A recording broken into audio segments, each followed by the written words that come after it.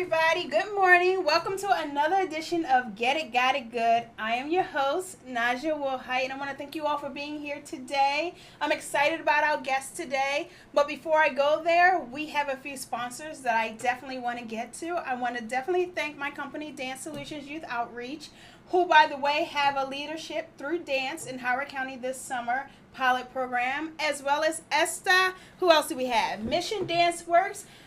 And we have McCants Senior Living Home who have rooms available right now. So if you guys notice, there is a guy sitting next to me. Say hi. So this man right here is a local man who is a former wide receiver in the NFL, as well as a family guy, a father, and a business owner, Darnerien McCants. I'm so happy to have you here today. Thank you for having me.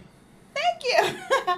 Okay, so a lot of people want to know, there is a type of progression to go from, high school kid, or where do you start at, Pee-wee in football? It varies, but yeah, you can start as young as 5 nowadays.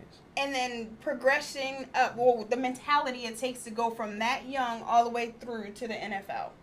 The mentality, I'm going to say it's a selfish, I want to win, look at me mentality. It can also be confused with arrogance as well as confidence. So it's a fine line. But the mentality I think a lot of people have, it's the work ethic most people don't have. Most people don't understand what it takes to put their mind and body through the pain that it takes to get to the next level. You'll see it. I just did a research that actually 75% of most kids in high school believe that they can go pro. Okay. So they have that belief. So that's the first thing. Never take that away. They have that belief now. Are you willing to work for it? What are you willing to sacrifice to get to college? Because all of the socializing, the drinking, the smoking, it don't always transition. And then of course, your size plays a major part. Bigger, faster, stronger guys generally move on. Size, speed, and talent generally moves on. So that's the biggest key, if anything else. So then a lot of people say, okay, for acting, entertainment, sports, or whatever the case may be, if you don't live in a certain demographic area, or if you don't travel to some place, then you don't get noticed or you don't get seen, right? And you're from Maryland. Columbia, Maryland, Howard County. Right? And so then from there you went to Delaware State. And then what happens after that? What's that process from college to being drafted to where did you wind up?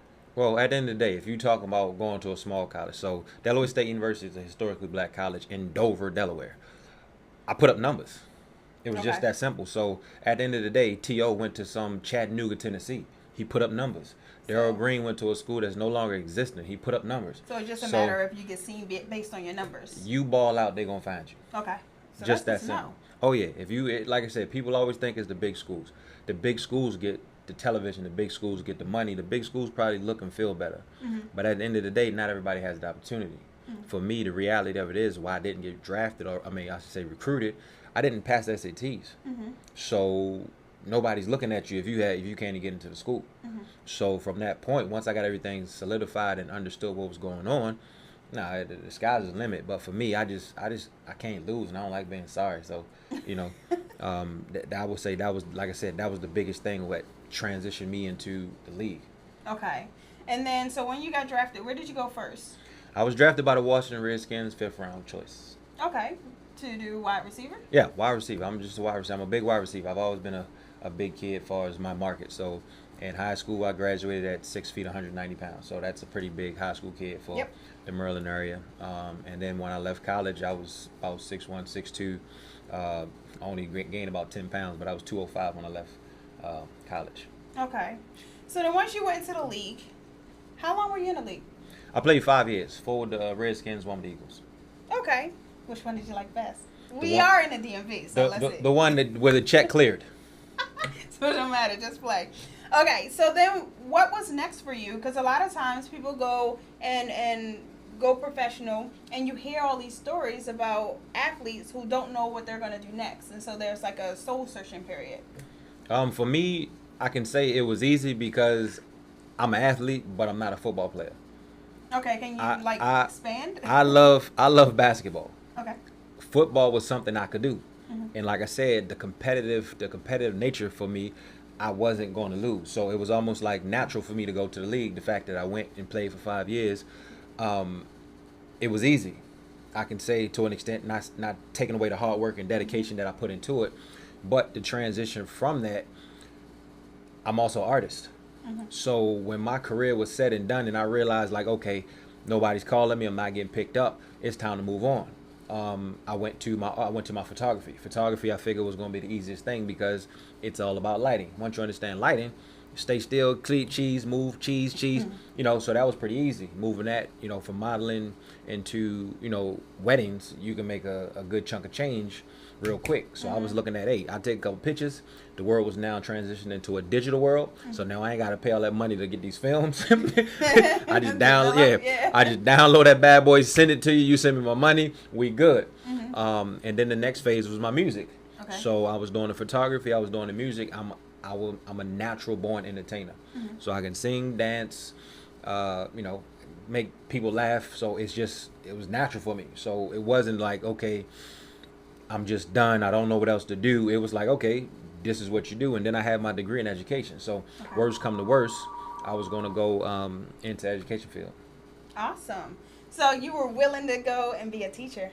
Do you know what grade level?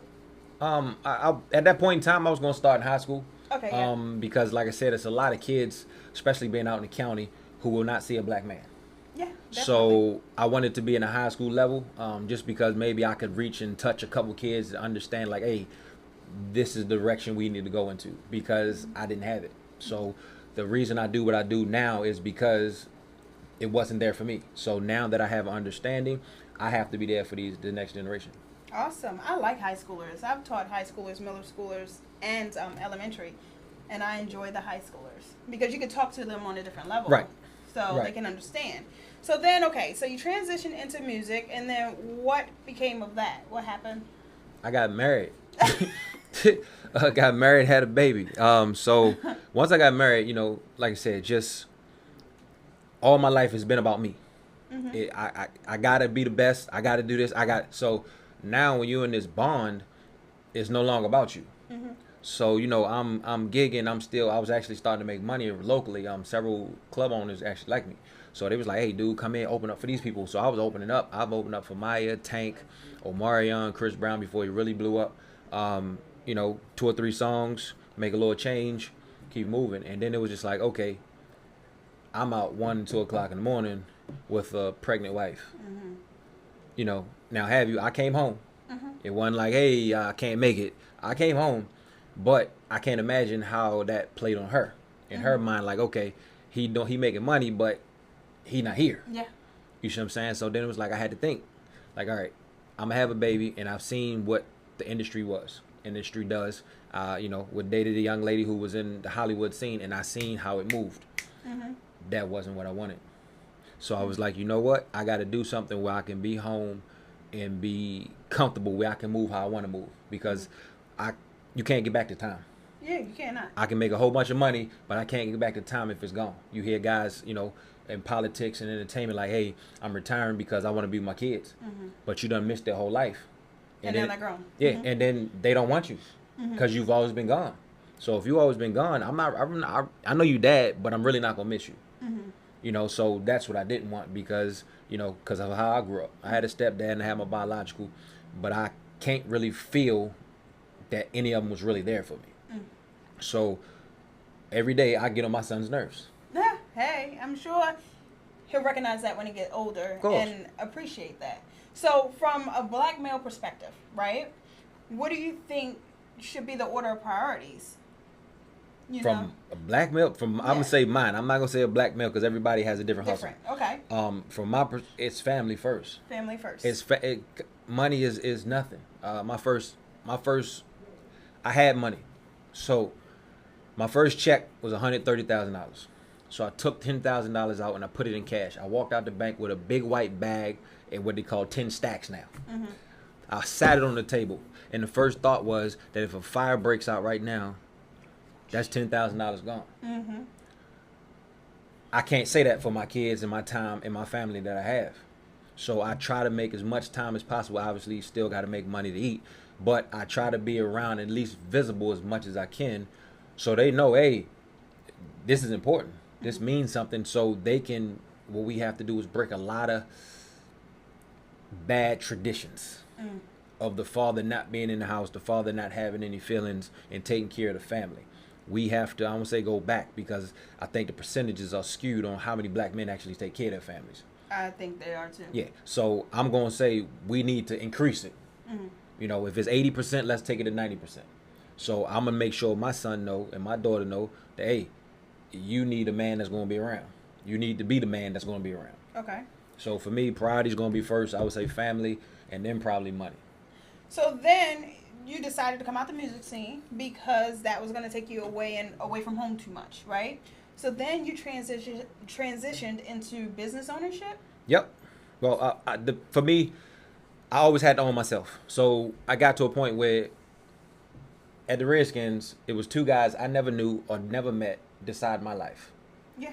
And it messed with my head like I didn't know it would do. So, because I'm like, okay, it's football. He has the contract, and they just, you're deciding my wealth. You're deciding my worth as a football player, and to me, that's deciding my worth as a human. I led the team in touchdowns in 03, but now you're saying, hey, you're only worth this much. And from that point, I was like, I will never, ever work for somebody else again. I can work with you, but I will not work for you. So, because now, like I said, I manage my time, I manage my space, I do what I want to do. If it ain't making that much money, okay, guess what? I can do other things to make more money if need be. So what a lot of people don't understand, and I talk about this quite often, is there are different ways to make money. You can be an employee. You could be self-employed, and self-employed are the athletes, the actresses, things of that nature. You can have business. You can own businesses, and therefore you own a system, right? So you can determine your own wealth, because then you can say, okay, I want to make more money, and go out and set out to make more money without somebody pulling your change or telling you what to do. And I found out, because I have a few friends in a few places, as an NFL player, you have curfews, you have times that you got to be in certain places. It's kind of like taking you back to being, I don't know, either in the military or being a child where your coaches and your team telling you got to have a bed check or something. You have with that, I think somebody, I forgot the author, but they wrote a book, The $1 Million Slave. Yeah. If you had since the 45th president, if you haven't noticed what they've done with the athletes, they've hushed all the athletes, because why? These athletes will make these young folks think. If I'm following LeBron and LeBron says, hey, this is how we probably should move, because this is going to benefit our culture and our community, guess what you think that 8 and 9-year-old going to remember as he grows up? What LeBron says. Of course. So he's becoming very vocal. Oh, yeah. A lot of matters. But yeah, see, LeBron has played it so like LeBron is the perfect superhuman. He's a superhero in my opinion, because he's played the game perfectly. And like I said, who gave him that genius? I love it, because he hasn't made a major mistake where they tried to kill him. Even in the Tiger Woods situation, Tiger committed adultery. It wasn't even a crime. That was between him and his wife. That wasn't between us, the world, and Tiger and his wife. So just like, but they demoralized him to the point like, oh, well, that man went into a depression state. Major depression. You know, so, and then that, kind of, and it's like, and it completely destroyed him. So it's just a matter of, like I said, that $1 Million Slave of, yes, yeah, you have a curfew, even though I'm making $250,000 plus. Yup, you can't say this because it's going to be this. If you say that, guess what? What's the kid? Mendenhall from the Steelers. I mention him all the time. He said one thing, and he hasn't played since. Kaepernick. Yeah. We can go through the whole list. Fined for $25,000 for doing certain things. Right. Long as you're a detriment to yourself, you're okay. So if you're a drug addict, you beat your wife, you got an alcoholism problem, you're cool. We're gonna find you a couple games, and then we'll bring you back. But if you're a detriment to the threat to the business, oh no, we can't have that. We got to make sure we hang you out in front of everybody, so they see not to do this. Exactly. Well, business is business, and the reason why people go into business is to make a profit, right? So you're just high-paid employees, right? In a way. Very much so. No, that's exactly what you are. So, I mean, a lot of people don't realize that, and they still aspire to be that, and that's fine and dandy as long as you know what you're getting into. And a lot of times people don't understand what they're getting into. No, they don't have a clue. You don't have a clue. So now, because of that, your business, you work with a lot of youth and you do a lot of things. So tell me a little bit about that. So my goal, okay, so like I said, I'm a teacher. Mm-hmm. I already know because of my thought process in being pro-black, that could be an issue for the system. Because if I encourage young black people to do something positive, that would be a problem, especially if I'm telling them the truth. I've already been fired from 2 volunteer jobs. Wait. Wait, how do you get fired from volunteer? Because, like I said, I'm me. So my name. So have I. I've been fired from 1 volunteer. Yeah, I like to blame my name. I'm like, my name's Darnerien. That's why I'm special. But for the most part, it's just getting these kids to understand hard work. Mm-hmm. That no matter what you do, no matter what it is, a billionaire works every day. Mm-hmm. Oh, I want to make $1 million. And then, of course, like I said, the fact that I could catch a football, they listen to me. And I try to tell them, I'm like, y'all don't understand that I'm really a nerd. I don't even like sports. I've never really liked sports. I don't sit and watch sports. Mm-hmm. I will draw. I will look up some strange words to try to use them in a sentence. I'll look up why is a disease this and how can I fix it before I sit there and watch an hour worth of football. So, and that's probably why, some things probably could have worked out differently, but my mindset has always been different. I've always been that different or strange kid is what they called me when I was little.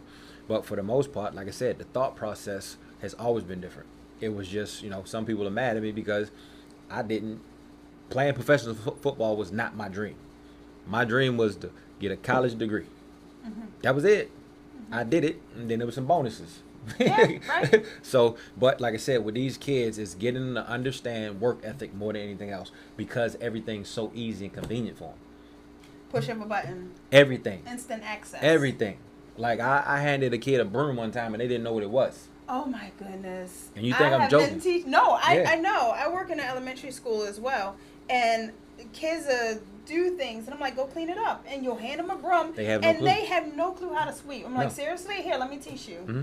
It's pathetic. Yeah, because in my area, hey, tie my shoe, hey, tuck my shirt, hey, fix this. Wait, and these are like 10-year-olds. Oh yeah, yeah. They completely control and demand attention from their parents, and their parents do it. It's a commercial on not what is the word making your kid the center of the world. Mm-hmm. It's a commercial about it. Mm-hmm. So you have to be taught not to make your child the center of the world. But these also the same people who say, hey, don't discipline your child. Mm-hmm. And then when the child or the children run amok, they go, what's wrong with the parents? Oh yeah, you just right. cut off my power, right? In a way. Oh yeah, and that's the biggest thing. Like I said, being a teacher. Mm-hmm. If I was a teacher right now, somebody was probably been slapped easy. Just like I said, you're not gonna talk to me any kind of way. Like when I address the kids, I'm either Coach McCants or Mr. McCants. Mm-hmm. You're not addressing me by my first name, mm-hmm. and you're gonna put a prefix on my name before you say it. Mm-hmm. It ain't no hey Darnerien, hey Coach DM. Nah, mm-hmm. It's Coach McCants or Mr. McCants. You can Respect choose. Level. Yeah, you choose one or the other. Because like I said, some of these kids they talk to their parents' friends like they hanging out with you. Mm-hmm. Nah, mm-hmm. I am friendly. I am not your friend. Hey. Right? And so then when you're coaching them, it's more about the mental aspect and the mental toughness versus the sport. The sport is just a means to an end. The sport is just something is the tool I'm gonna teach you about life. Okay. That's what I say. I teach life through athletics. But you don't only work with kids. I work with that. No, trust me. I'm pretty sure I've helped a lot of adults as well. So you're into the health, the fitness, and everything else. How do you do that, or how can somebody find you if that's what they're looking for? Find me. Mm-hmm. Right now, Facebook. I'm working on my website. I've never actually published a website. Mm-hmm. So far, things have been good. For 10 years, I've been training, and it's all been word of mouth. I've never marketed advertised. So now I'm to the point where now it's time to grow.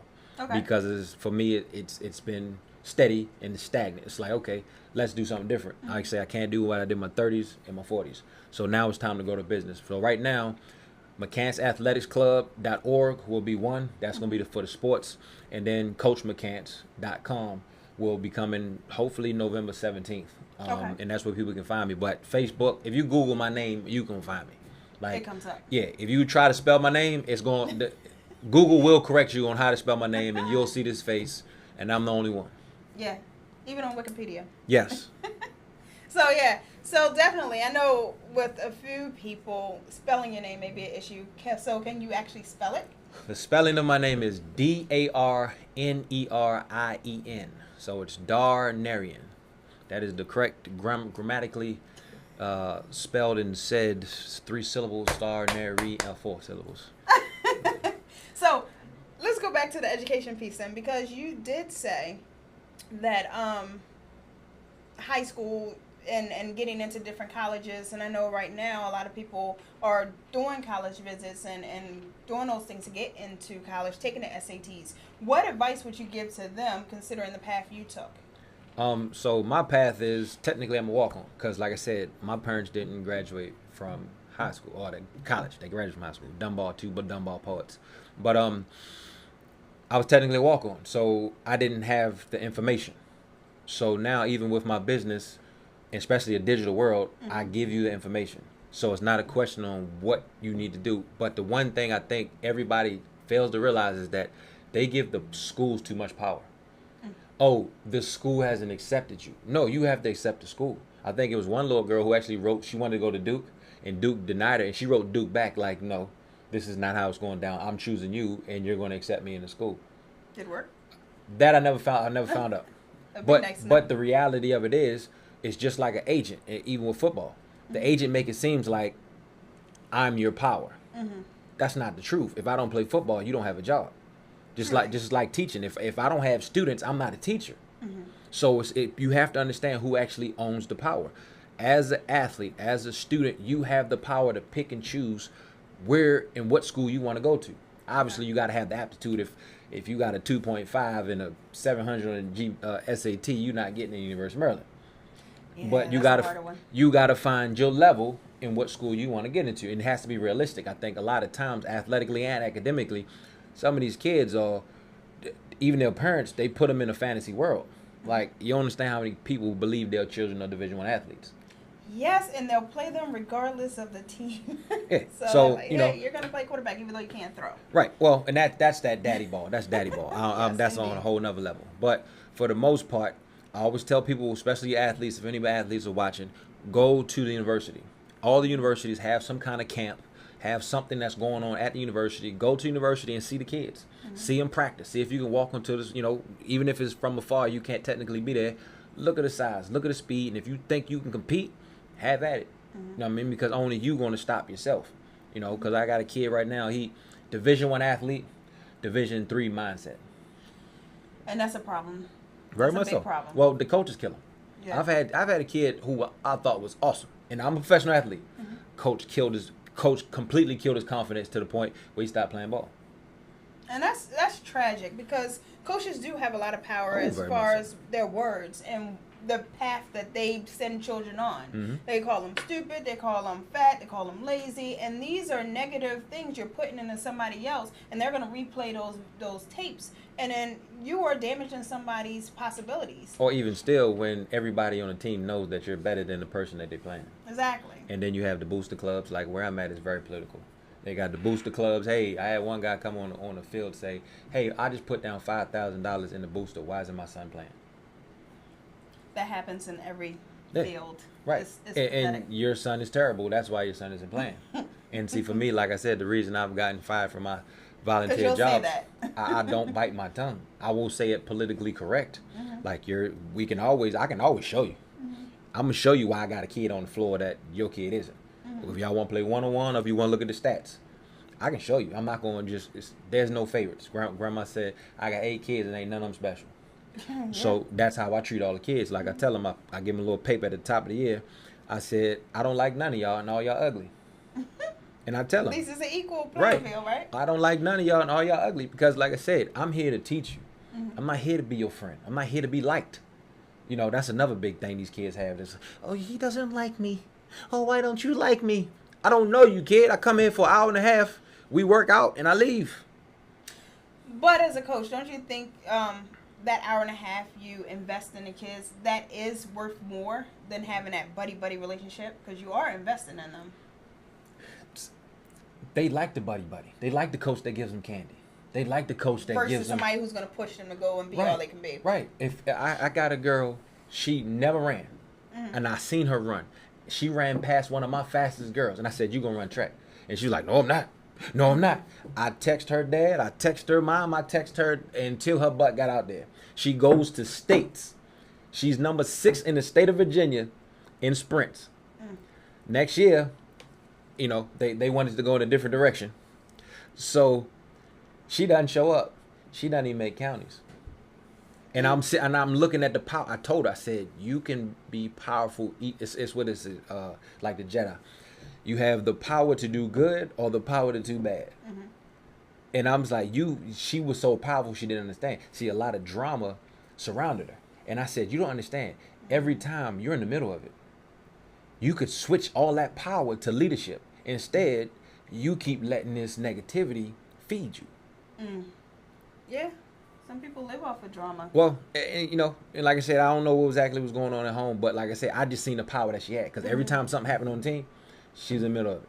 And I was like, all you got to do is flip that switch to say, hey, follow me. Hey, this is what we should do. In the right direction. Yeah. And let's say, it's a whole different world. But, you know. It is. You can't save everybody. So, we only have a little bit time left on WBGR Health and Wellness channel. However, we will continue this conversation on live. It is live. Yes. It says live, but I don't see nobody on there. I think I did it sideways. Something what it say? I have no idea. It is in a weird way. Anyway, but really quick before we go, I want to touch bases on your elephant, your shirt. Yes, you can't really see it, but because it's blacked out. But yeah, I did it on purpose. So we had this conversation off camera about the representation of using the elephant for your logo. So why is that, real quick? The elephant is the most unique animal on the planet, the most intelligent animal on the planet, the most powerful animal on the planet. So origination of my business was Pro Power Performance. And the most powerful animal is a land mammal is an elephant. Intelligence. And then I just kept studying the elephant, and I was falling in love with the elephant. So from here on out, if you see the elephant, it's most likely Coach McCants. Elefante. Okay. So with that being said, I want to definitely take time to thank you guys out on Facebook Live, WBGR Health and Wellness. Remember that we are here every Wednesday, 11:30 live. So definitely come back and join us. We appreciate having Darnerien here with us today to give us some insight on the mindset it takes to become successful in any area that you want to do. And it's all about work ethic and mentality. Would those be your 2 key points? Definitely. Okay, so that's fair. See, I was listening. With that being said, you guys remember to be an original, because an original is always worth more than a copy. Have a great day. Hey guys, I'm Asia Morgan, an intern at WBGR Network and a proud senior of Morgan State University. Here's a few pointers on campus and community safety. Use your eyes and stay alert. Studies show that looking a predator directly in their face causes them to be less likely to choose you as their victim, because you then have the means to easily identify them. Focus on your surroundings and not your phone. And never walk alone. Walk in pairs or in groups wherever you go, because we are stronger in numbers. If that's not possible, use safety services. Universities have escort services available 24 hours a day, 7 days a week. Take advantage when leaving late night study sessions, parties, or anything else where you will be usually traveling alone.